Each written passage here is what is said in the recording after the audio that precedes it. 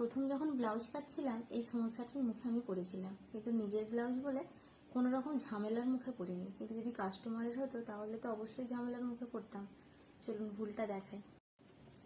এই যে এতটা কাপড় এক্সট্রা দেওয়া আছে, আমি এর সমানে সমানে অস্ত্রটি কাটিং করে বসিয়ে নিয়েছিলাম, যার কারণে আমার ব্লাউজের নিচের দিকের শোটা অনেকটা নষ্ট হয়ে গেছিলো। এখানে কাপড় যতই এক্সট্রা থাক, যারা নতুন নতুন কাজ করছে এটা অবশ্যই খেয়ালে রাখবে। এইখানে 2 সুত মাত্র 2 সুত, এখানে এই যে সুন্দরভাবে বর্ডারটি আছে, এই বর্ডারটি থেকে 2 সুত সেলাই মার্জিন রেখে তারপর অস্ত্রটি বসিয়ে তারপর কাটিং করবে, তাহলে আর কোনো রকম নষ্ট হওয়ার চান্স থাকবে না। ব্লাউজের পিঠ বা হাতা যাই হোক, এখানে কতটা কাপড় আছে দেখা দরকার নেই। আমার পার যা আছে তার থেকে 2 সুত বা 3 সুত এক্সট্রা, হাফ ইঞ্চিও নিতে পারেন, এক্সট্রা নিয়ে কাটিং করে তারপর সেলাইটি করবেন। ভিডিওটি যদি ভালো লাগে একটি শেয়ার করে নতুনদের দেখার সুযোগ করে দেবেন।